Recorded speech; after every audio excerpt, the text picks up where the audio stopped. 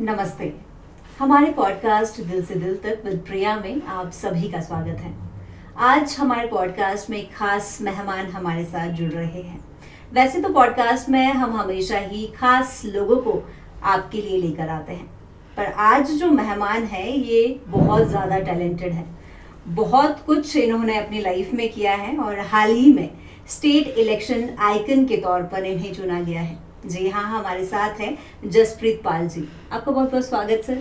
Thank you very much, आपने मेरे को अपने शो में इनवाइट किया। जी, सबसे पहले तो आपको बहुत बहुत बधाइयाँ कि आप स्टेट इलेक्शन आइकन के तौर पर चुने गए हैं। Thank you so much. जी, तो सबसे पहले यहीं से शुरू करते हैं कि इलेक्शन आइकन जो है आप हैं और बहुत से लोगों को आपने प्रेरित करना है, बहुत से लोगों को आपने बताना है कि वोट कितना ज़्यादा ज़रूरी है।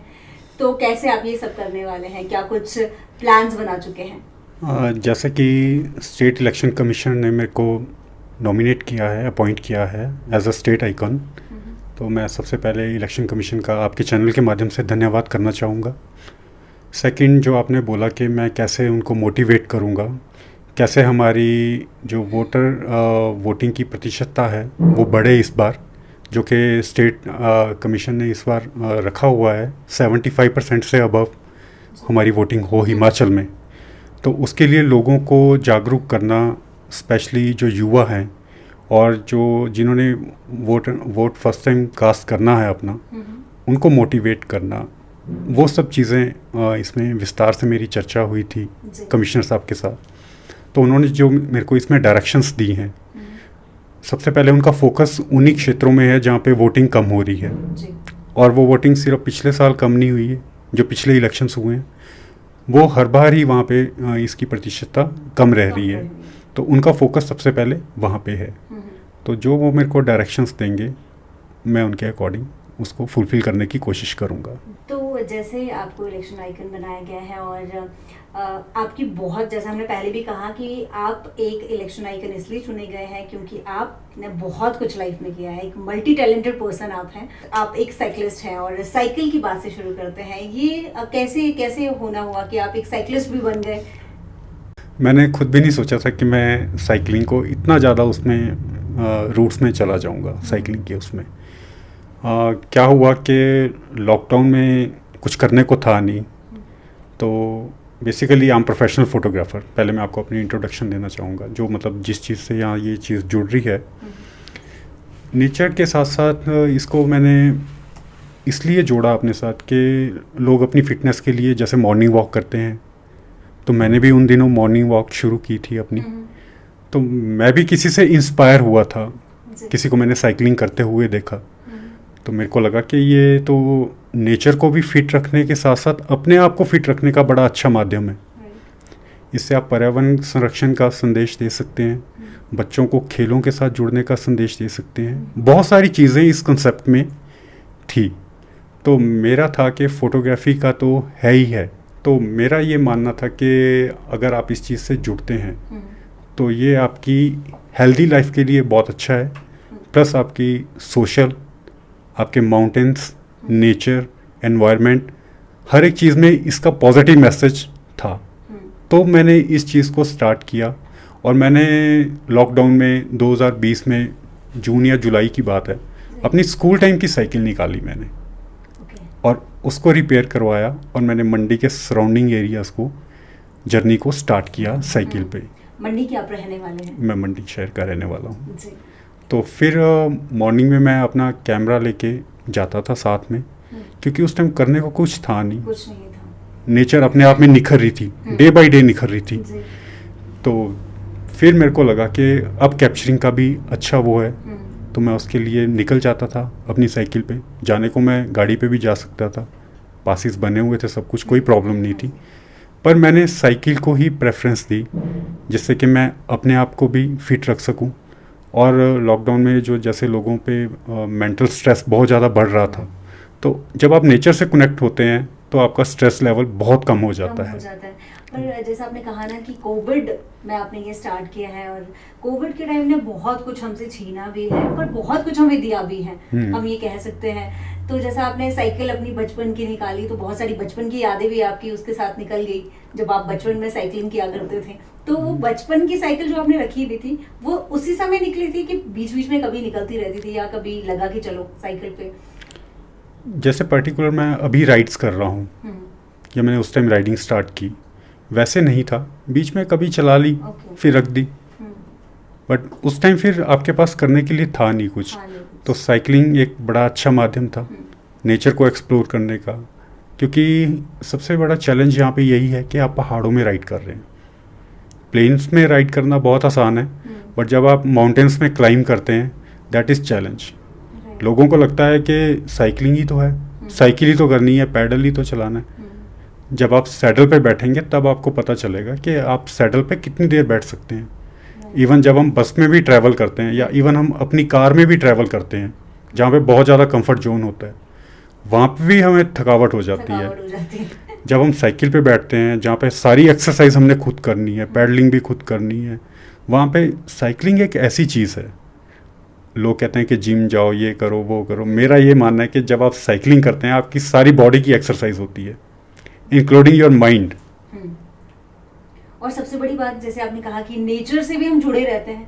वैसे तो ट्रैवल करना हम सभी को कुछ ना कुछ सिखाता है, जब हम ट्रैवल करते हैं, कई जगह एक्सप्लोर करते हैं, पर साइकिल में ट्रैवल करना, साइकिल में जाना, तो वो मतलब नेचर से और ज़्यादा करीब हम हो जाते हैं। अब आप देख रहे होंगे कि day by day jam, pollution Himachal में भी बढ़ रहा है। आपको कहीं थोड़ी सी जगह पे भी जाना होता है, आपको उसमें आधा घंटा 1 घंटा ही लग जाता है। आप शिमला में एक कॉर्नर से दूसरे कॉर्नर में चले जाएं, मिनिमम आपको घंटा 1.5 घंटा इसमें लग ही जाएगा, कंज्यूम हो जाएगा, क्योंकि लोगों ने उस चीज़ को अपने लाइफस्टाइल बना लिया है। अब आप फॉरेन कंट्रीज़ में देख रहे हैं, स्पेशली यूरोपियन कंट्रीज़ में लोगों ने अपनी गाड़ियों को साइड कर दिया है। जो गैस व्हीकल्स हैं उनको बिल्कुल साइड कर दिया है और वो साइकिल पे आ गए हैं अपने एनवायरनमेंट को, अपनी नेचर को बचाने के लिए। वहाँ पे इतने ट्रैफिक रूल्स स्ट्रिक्ट हो चुके हैं, वहाँ पे साइकिल वालों को प्रेफरेंस दी जा रही है। तो मेरा ये मानना है कि जैसे आपने चंडीगढ़ में देखा होगा, वहाँ पे साइकिलिंग लेन ही अलग कर दी है, तो वो एक बहुत अच्छी चीज़ है। तो खैर यहाँ पे ऐसा पता नहीं हो सकता है या नहीं हो सकता, बट गवर्नमेंट को इसमें बहुत ज़्यादा इनिशिएटिव लेने की ज़रूरत है अगर हमें अपने माउंटेन्स को, जंगलों को, पहाड़ों को बचाना है तो।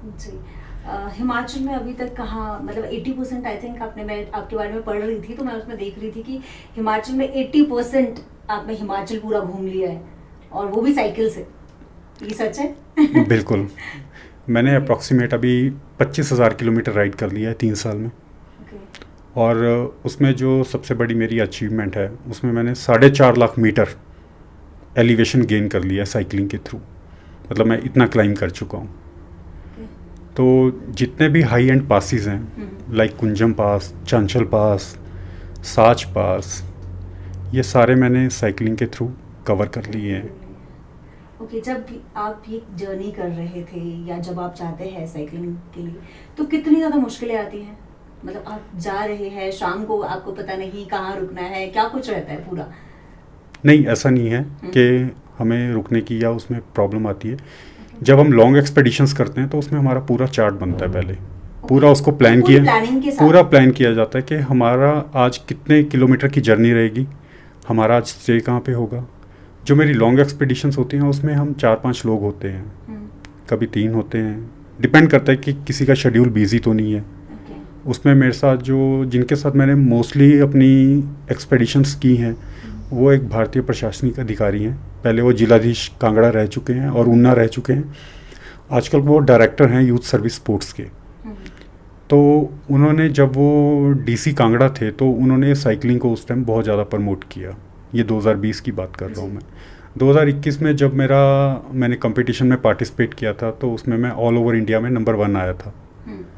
तो उससे पहले हम ट्रैकिंग के लिए जाते थे। तो जब सर को पता चला कि मैं ऐसे साइकिलिंग में भी इंटरेस्टेड हूँ, तो उसके बाद हमने प्लान कर लिया कि हम अब साइकिलिंग एक्सपेडिशंस स्टार्ट करेंगे। और हमने जो अपनी पहली एक्सपेडिशंस की थी इसमें, जो 2021 में, वो हमने जंजैली से चंद्रताल तक की थी वाया रोहतांग पास। अटल टनल से नहीं गए थे हम, रोहतांग पास से गए थे, और वो हमने 4 दिन में उसको कवर अप किया था। पर जब आप ये सब करते हैं तो कितनी मुश्किल आती है? मतलब कोई ऐसा लगता है कहीं पे कि बस अब यार बहुत ज़्यादा हो गया, अब नेक्स्ट टाइम के लिए, या और ज़्यादा मोटिवेट होते हैं? कि नेक्स्ट और ज़्यादा आगे जाना है? जब आप किसी नई जगह जाते हैं तो आपके मन में क्रेज़ ऑटोमेटिकली ही पैदा हो जाता है कि आप इस जगह जा रहे हैं, आप इस जगह को एक्सप्लोर कर रहे हैं। और स्पेशली जब आप नेचर से कनेक्ट होते हैं तो वो नेचर आपको अपने आप अपनी तरफ खींचती है। बोलते हैं ना, माउंटेन्स आर कॉलिंग। तो जब आप माउंटेन्स पे जाते हैं तो माउंटेन्स पे जाना किसको अच्छा नहीं लगता। अब टूरिस्ट कहते हैं, टूरिस्ट आते हैं हिमाचल में, आते हैं क्यों आते हैं? क्योंकि यहाँ पे सब कुछ है। हिमाचल एक ऐसी स्टेट है, यहाँ पे आपको बड़े बड़े माउंटेन्स, बर्फ़ के पहाड़, हिमालयस जैसे, और झीलें आपको समुद्र जैसी मिल जाती हैं यहाँ पे, लाइक पोंग लेक वगैरह। तो सब कुछ है हिमाचल में, कहीं जाने की ज़रूरत नहीं है, आपका देखने का नज़रिया चाहिए। हिमाचल हमारा स्विट्ज़रलैंड से कम नहीं है। बस वो एक देखने का नज़रिया चाहिए। राइट। जब आप ये जर्नी कर रहे थे पहले में और अब में, कितना चेंज आप देखते हैं अपने आप में? क्योंकि नेचर लवर तो आप है ही, और उसके बाद आपने साइकिलिंग जब की तो इतना कुछ अचीव किया, तो कितना चेंज आप अभी अपने अंदर देखते हैं? ऐसा नहीं कि लोगों की नज़रों में, अपने में क्या चेंज आया है आपकी? जो आपने लोगों की नज़रों की बात की, कि लोगों को तो आप कभी सेटिस्फाई कर ही नहीं सकते। आप अच्छा करेंगे तब भी वो आपको बातें करेंगे, आप गलत करेंगे तब भी वो आपको किसी कॉर्नर पे नहीं छोड़ेंगे। इसलिए मैं जो भी काम करता हूँ वो अपनी सेटिस्फेक्शन के लिए करता हूँ, दूसरों की नहीं। मैं नेचर में खुश हूँ, I am happy with that. तो मेरे को माउंटेन्स में जाना शुरू से ही पसंद रहा है, चाहे वो ट्रैकिंग के वे में रहा, या फोटोग्राफी के पर्पज़ से रहा, या साइकिलिंग के उससे रहा। साइकिलिंग को मैंने हमेशा प्रेफरेंस दी कि मैं माउंटेन्स ही क्लाइंब करूँगा, कभी प्लेन में नहीं चलाऊँगा।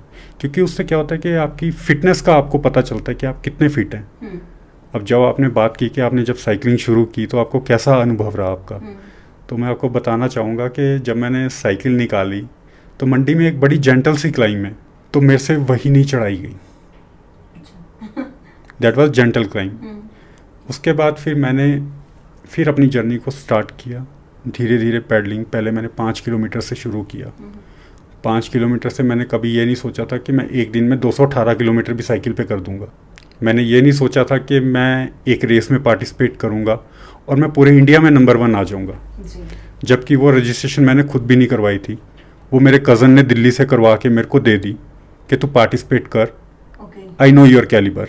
मतलब खुद ही उन्होंने करवा दिया? उन्होंने करवा दिया और मेरे को बता दिया, टैलेंटेड पर्सन है। उन्होंने बता दिया कि इसको साइकिलिंग का बहुत शौक है और कर लेगा। मैंने उसको बोला, मैंने कहा इस राइड में बहुत सारे प्रोफेशनल साइकिलिस्ट पार्टिसिपेट कर रहे हैं, आई एम नो वेयर। उसने मेरे को बोला तो उनको छोड़ दे, यू गिव योर बेस्ट। फिर मैंने कहा चलो ठीक है।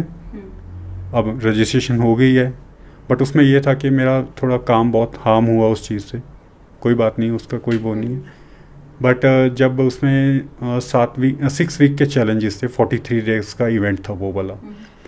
तो जब फर्स्ट वीक का रिज़ल्ट आया, मेरे किलोमीटर हार्डली 200 किलोमीटर थे, अप्रॉक्सीमेट 200 किलोमीटर। तो जो मेरे से सेकंड नंबर पे था उसने कोई 700 या 750 किलोमीटर राइड किया था। He is on second position, I am on first position. I was very much confuse कि उसने 200 650 700 किलोमीटर राइड किया और मैं 200 किलोमीटर में फर्स्ट कैसे आ गया। फिर मैंने उनके पूरे रूल्स पढ़े ध्यान से कि मैं फर्स्ट कैसे आया। उसमें जो मेरे को पॉइंट्स मिले थे वो एलिवेशन के पॉइंट्स थे।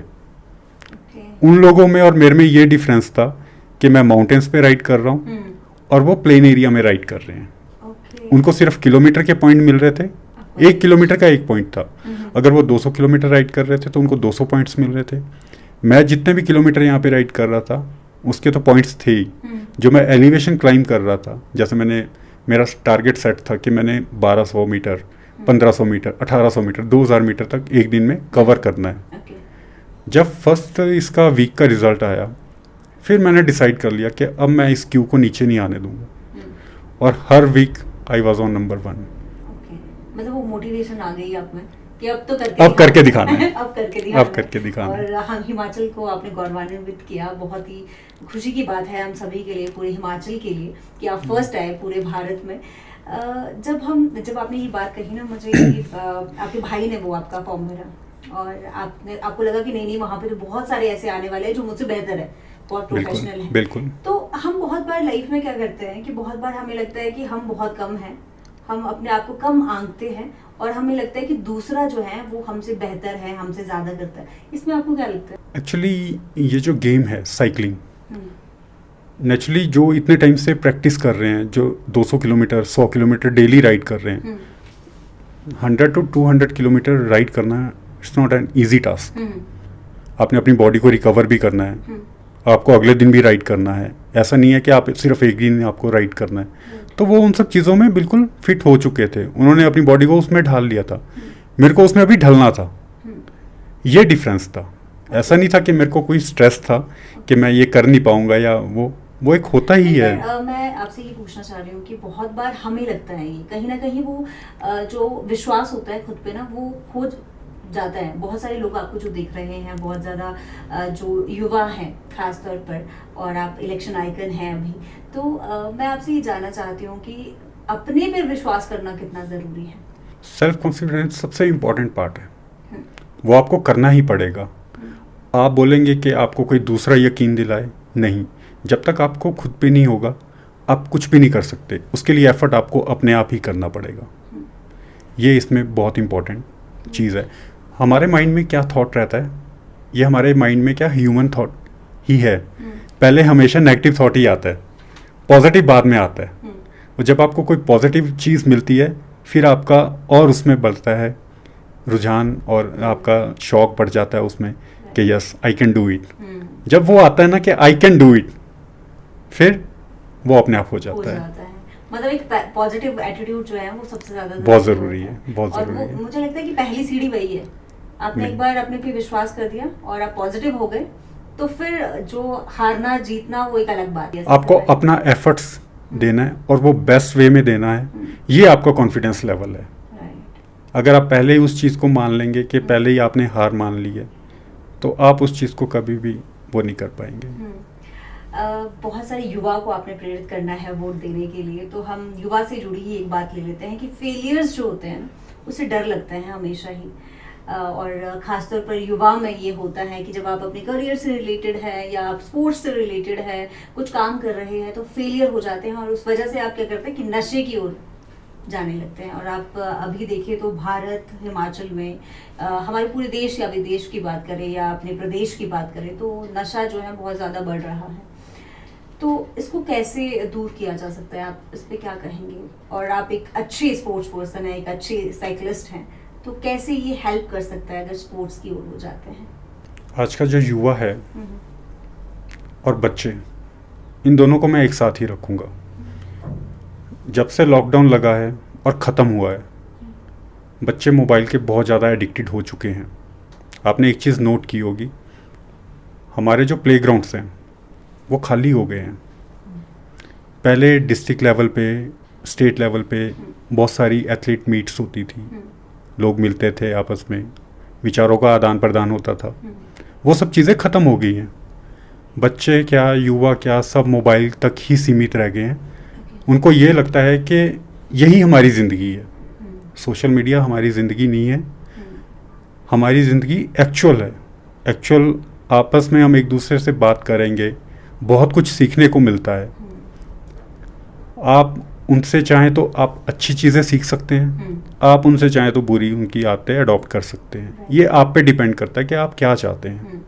प्लस जो आपने युवाओं की बात की, वो नशे की ओर बहुत ज़्यादा, हिमाचल का भी सोचा भी नहीं था कि इतना नशे की ओर अग्रसर हो जाएगा। उसमें कोई भी वर्ग नहीं छूटा है। लोगों को ये लगता है कि बस यही ज़िंदगी है, ये ज़िंदगी नहीं है। अपने आप को स्पोर्ट्स एक्टिविटी से जोड़ना, उसको दिनचर्या में लाना, वो बहुत ज़रूरी है और आज की डेट में सबसे ज़्यादा इम्पोर्टेंट पार्ट वो हो चुका है। आप एक प्रोफेशनल फोटोग्राफर भी हैं थोड़ी सी उसकी भी बात करते हैं। तो ये कब से आप कर रहे हैं और कैसे ये शौक? वैसे आपने कहा था कि आपके पिताजी प्रोफेशनल फोटोग्राफर हैं। हाँ जी। तो ये शौक वहीं से आया? बिल्कुल। ओके। मेरे फादर को 66 ईयर्स हो गए हैं इस प्रोफेशन में। तो मेरे को कोई भी पूछता है कि आपने कहाँ से कोर्स किया है, तो मैं उनको एक ही जवाब देता हूँ कि जब मेरे घर में ही यूनिवर्सिटी है तो शायद मेरे को कहीं जाने की ज़रूरत नहीं है। आज की फ़ोटोग्राफ़ी में और जो मेरे फादर ने पुरानी फ़ोटोग्राफ़ी उसमें जो मेहनत की है, उस टाइम हाथ से colouring black and white photo को करना, retouching, finishing, so many things. पर मुझे लगता है कि जब मुश्किलें जिंदगी में आती है या हमारे पास उतने ज्यादा साधन नहीं होते काम करने के, तो हम और ज्यादा अच्छे से एकदम डीप में जाकर सीखते हैं चीजें। आपको ऐसा लगता है? बिल्कुल, ये तो है ही है। हम्म, जब आप किसी चीज़ को डीपली करेंगे, आपको उसके साथ बहुत सारी चीज़ें सीखने को भी मिलती हैं। हमें लगता है कि इतना रिस्क क्यों लेना, वही जो आपने फेलियर वाली बात की। जब तक फेलियर नहीं मिलेगा आपको सक्सेस नहीं मिलेगी। फेलियर का अपना पार्ट भी ज़रूरी है ताकि आप सक्सेस की ओर अग्रसर हो जाए। ये नहीं है कि आप उस चीज़ को लेके बैठ जाएं, फिर आप उसी जगह ही रह जाएंगे, फिर आप आगे नहीं बढ़ पाएंगे। मतलब लाइफ में फेलियर होना जरूरी है, पर ऐसा नहीं कि फेलियर होने के बाद आप अपने आप को ही खोने लग जाए। मतलब जैसे हमने नशे की बात की, तो बिल्कुल। लोग ये कहते हैं कि हम इस बात में मतलब कुछ पाया नहीं, अचीव नहीं हुआ, तो इस वजह से हम नशे की लत में चले गए। बिल्कुल। तो फेलियर तो बहुत कुछ सिखा कर जाता है, हमें तो ऐसा लगता है। बिल्कुल, आपको भी ऐसा बिल्कुल, लगता होगा? बिल्कुल, बहुत सारे बिल्कुल। लोगों से हम जब बात करते हैं तो उनका यही कहना होता है कि फेलियर से बहुत कुछ सीखा जा सकता है। फेलियर से क्या होता है, फेलियर से क्या होता है कि आपके अपने अंदर ही मोटिवेशन आती है, और लानी भी ज़रूरी है कि आप इस चीज़ को कर सकें। तो फेलियर का ये नहीं है कि उसका नेगेटिव इम्पैक्ट है, उसका पॉजिटिव इम्पैक्ट है, अगर हम उसको पॉजिटिव वे में लें तो। जसप्रीत जी, मंडी की अगर हम बात करें तो मंडी के कौन कौन से इलाके ऐसे हैं जो आप कवर कर चुके हैं? ऑलमोस्ट मैं मंडी डिस्ट्रिक्ट को सारा ही साइकिल पे कवर कर चुका हूँ। अभी जैसे कि प्राशर लेक आपने सुना होगा, प्राशर झील, रिवालसर, कमरूनाग जी, शिकारी देवी, जो कि सबसे हाईएस्ट पीक है साइकिलिंग के कंटेस्ट में। तो किसी ने वहाँ पे सोचा भी नहीं था कि साइकिल पे जाना है। तो मैंने उस चीज़ को 2 बार अटेम्प्ट किया, एक बार जाने की बजाय 2 बार किया उसको। और जब मैं वहाँ पे पहुँचा तो मेरे को ऐसा लगा कि मैं बिल्कुल हेवन में आ गया हूँ। जो मेरी थकान थी, जो मैंने सारा दिन साइकिल चलाई, सुबह 5:30 बजे से लेके अप्रॉक्सीमेट कोई 3-3:15 बजे मैं मंदिर के परिसर में पहुँच गया था, शिकारी माता के। और जो वहाँ से 360 एंगल का व्यू है, आप चारों साइड घूम के देख सकते हो, मज़ा आ जाता है उसमें। शिमला आपको सामने दिखाई देता है। अगर आप रात को वहाँ पे स्टे करेंगे, आपको नीचे पंजाब की लाइटें दिखाई देंगी, मतलब इतनी हाइट है वो। और उसमें जो मेरी अचीवमेंट थी, मैंने मंडी से सेम डे आना और जाना एक ही दिन में किया साइकिल में, जो कि आज तक कोई भी नहीं कर पाया है। और जैसे आपने कहा कि फिट रखना बहुत ज़्यादा ज़रूरी है अपने आप को, हेल्थ इज़ वेल्थ। क्योंकि आप जितना भी कुछ कमा ले ज़िंदगी में, अगर आप स्वस्थ नहीं हैं तो आप कुछ भी उसका आनंद नहीं उठा पाएंगे। बिल्कुल, ऐसा लगता है। बिल्कुल। तो अगर हिमाचल की बात करें तो हिमाचल के कौन से ऐसे इलाके हैं जहाँ पर खास तौर पर आप गए हो और बहुत सारे चैलेंजेस आपको देखने पड़े हो? ऑलमोस्ट मैंने 80% हिमाचल को साइकिल पे कवर कर लिया है। और उन 80% में जो हिमाचल है वो अपर हिमाचल मोस्टली सारा मैंने, क्योंकि सारे अपर हिमाचल में ही हाई एंड पासिस हैं, लाइक शिंकुला पास, बारालाचा पास, रोहतांग पास, चांशल पास, आपका शिमला की सबसे हाईएस्ट पीक है ये वाली। और डोडरा कुबार का एरिया, और आपका पांगी किलाड़ का एरिया। हम स्कूल टाइम में हम पढ़ते थे, जब हिस्ट्री की आती थी, समाजशास्त्र बोलते थे, तो उसमें पढ़ाया जाता था कि हिमाचल के जो सबसे दुर्गम इलाके हैं वो डोडरा कुबार का एरिया, और जो पांगी और किलाड़ का क्षेत्र है वो सबसे दुर्गम इलाका है हिमाचल का, जहाँ पे एजुकेशन नहीं है, कुछ भी नहीं है। लोग वहाँ पे नौकरी पे जाने से डरते थे क्योंकि वहाँ पे कोई संसाधन नहीं थे उस प्रकार के। तो मैंने अपनी ज़िंदगी में कभी नहीं सोचा था, ये तो सोचा था कि जाना है देखने के लिए, फ़ोटोग्राफी करने के लिए जाना है, पर मैंने ये नहीं सोचा था कि मैं पहली बार ही वहाँ पे जाऊँगा तो और साइकिल पे ही चला जाऊँगा मैं। हमने मनाली से चंबा की एक्सपीडिशन की थी, उसमें 4 लोग और भी साथ में थे। तो वो हमने मनाली से चंबा को 5 दिन में एक्सप्लोर किया था, वाया किलाड़, पांगी, साच पास, उदयपुर होते हुए। और मैंने सच में नहीं सोचा था कि वो क्षेत्र इतना दुर्गम है और बहुत ही ज़्यादा खूबसूरत है। सुरार वैली है वहाँ पे एक, जहाँ पे जाके आगे वैली खुल जाती है। आपको सच में ऐसा लगता है कि आप जन्नत में पहुँच गए हो। लोग बाहर भागते हैं फॉरेन कंट्री, अगर लोग ऐसी जगह पे जाएं तो कोई मुकाबला नहीं है।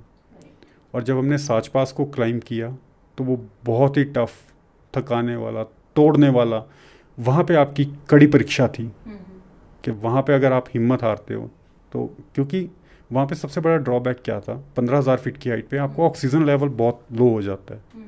ऊपर से आप साइकिलिंग कर रहे हैं, आपकी ब्रीथिंग पावर उसका कितना आप उसको करते हैं सस्टेन, आपकी लग्स में कितनी जान है, आप कितनी पैडलिंग कर सकते हैं। ड्रॉबैक क्या था वहाँ पे कि वहाँ पे मिट्टी थी सड़क पे। अब मिट्टी में क्या हो रहा था कि आपका जो पहिया था साइकिल का वो उसके बीच में धंस रहा था। उससे क्या हो रहा था कि आपकी पावर डबल ट्रिपल लग रही थी उसमें, तो वो थकाने वाली चीज़ थी सबसे ज़्यादा। प्लस उसमें जब हमने साच पास को क्लाइंब किया, जब हम टॉप पे पहुंच गए तो मतलब सारी ही थकान दूर हो गई। और हमने एक ही दिन में अप्रॉक्सीमेट कोई वो 120 किलोमीटर के आसपास पांगी से किलाड़ से, जो हेडक्वार्टर है इसका पांगी का, किलाड़ से लेके टीसा तक एक ही दिन में हमने राइड किया। जी, और मतलब ये वही है कि अगर खुद पर विश्वास हो और पैशन हो तो आप कुछ भी कर सकते हैं। बिल्कुल। एक तो आप जो इलेक्शन आइकन बने हैं और साथ ही में आपका, मुझे लगता है कि आपसे सीखा जा सकता है कि वोट भी दे और फिट भी रहे। बिल्कुल, इसमें मेरा फोकस पहले तो जैसे मैंने आपको बताया कि युवाओं को नशे से दूर रखना और बच्चों को मोबाइल से दूर रखना और खेलों के प्रति जागरूक करना, वो जुड़े उनसे, एक्टिविटी से जुड़े। अब मेरा मेन फोकस रहेगा इलेक्शन के, जो इलेक्शन डिपार्टमेंट ने मेरे को रिस्पॉन्सिबिलिटी दी है, मैं उसको अच्छे से निभा सकूं और जो उनकी अपेक्षाएं हैं मेरे से, मैं उनको पूरा कर सकूं अच्छे से। जी, तो हमारे जो व्यूअर्स आपको देख रहे हैं, आप इनको क्या मैसेज देना चाहते हैं? सबसे पहले मैं आपके चैनल के माध्यम से मैं यही कहना चाहूँगा कि इस बार जो हमारी वोटिंग परसेंटेज है उसको हम मोर देन 75% लेके जाएं। उसमें कोई भी चक्कर टूटना नहीं चाहिए। चक्कर का मतलब ये है कि मैंने वोट नहीं करना, मेरे एक वोट करने से, ना ही करने से क्या फ़र्क पड़ जाएगा। तो एक एक वोट हमारे मजबूत लोकतंत्र को बनाने के लिए, एक मजबूत सरकार को बनाने के लिए और अच्छी सरकार को बनाने के लिए अपनी महत्वपूर्ण भूमिका निभा सकता है। इसलिए हमारे एक एक वोट की वैल्यू है। और मेरे युवाओं से ये नहीं है कि मेरे को इलेक्शन कमीशन ने अपना स्टेट आइकन बनाया है, तो हर एक युवा अपने आप में आइकॉन है। वो दूसरे युवाओं को भी अपने साथ जोड़ सकता है, मोटिवेट कर सकता है कि हमें वोटिंग में पार्टिसिपेट करना है, अपनी भागीदारी को सुनिश्चित करना है। तो ये मेरा मैसेज है। और साथ साथ में अपने आप को फिट भी रखें, हेल्दी रहें, नशे से दूर रहें और मोबाइल को अपने अकॉर्डिंग ही चलाएं, मोबाइल के अकॉर्डिंग ना रहें।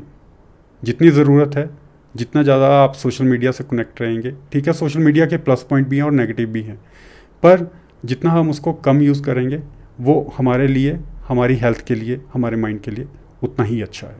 जी, thank you so much sir, आप हमारे पॉडकास्ट में हैं। Thank you. Thank you very much.